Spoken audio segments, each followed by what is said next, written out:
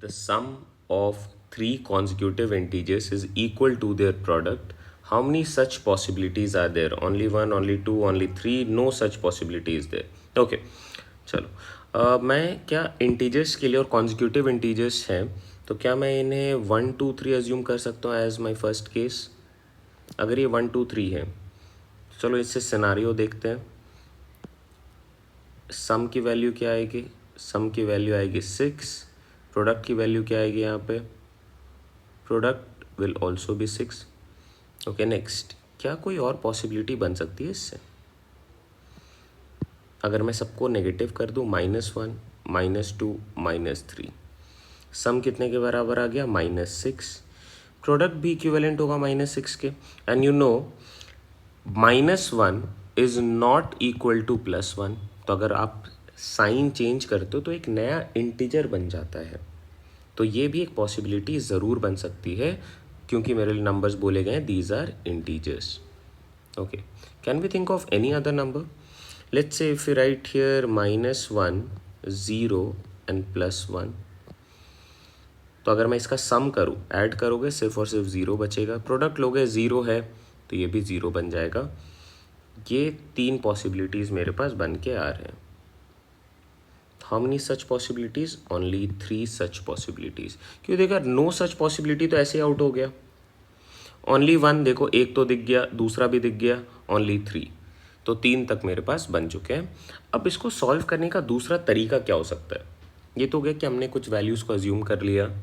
Logically सोचने पे ये चीज़ें आ जाती है. अगर आप प्रैक्टिस में रहोगे आप इजीली इन चीज़ों को टैकल कर सकते हो. अ 3 digit number whose sum of digit is equal to their product, ये उस तरीके पे बेस्ड है. जब आप नंबर सिस्टम को इन डेप्थ पढ़ते हो तो इन चीज़ों पे आप बहुत ही ईजिली कमांड कर सकते हो. बट हाँ, अगर ऐसा कुछ नहीं, आप इक्वेशन से चलना चाहो तो आप क्या फॉर्म कर सकते हो? आप इन नंबर्स को अज्यूम कर सकते हो एज x-1.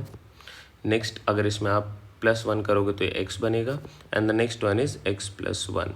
ये 3 नंबर्स है मेरे पास. All right, now according to the question क्या बोल रहे हैं?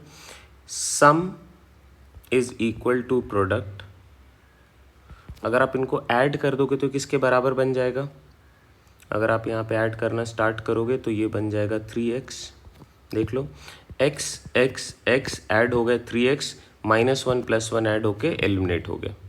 प्रोडक्ट क्या बन सकता है? यहाँ पे आपको दिख रहा है x -1 x +1, a - b a + b. क्या होता है इनका प्रोडक्ट? a² - b². तो मैं इसे लिख लेता हूँ एज x² - 1². 1² की वैल्यू 1 हो जाएगी इंटू x. तो अगर मैं इसे फर्दर सिंप्लीफाई करूँ तो this would be 3x and this is x³ - x. अब मैं इसे और अगर फर्दर सिंप्लीफाई करूँ तो this is x³ - 4x is equal to 0. यहाँ से मैं x अगर कॉमन ले लूँ तो this is x² - 4, this is 0. तो x के लिए पहली वैल्यू आ सकती है आपके पास 0. दूसरी वैल्यू आ सकती है, अगर 4 उस तरफ चला गया तो +2 या फिर -2. तो ये 3 वैल्यूज़ हैं. अब आप इन तीनों वैल्यूज़ को पुट करके देख लो. x की वैल्यू अगर आप 0 पुट करते हो तो 0 - 1 इज़ -1, 0 0 + 1 इज़ +1. तो ये वाला पार्ट आ गया. नेक्स्ट, अगर आप 2 पुट करते हो तो 2 - 1 इज़ 1.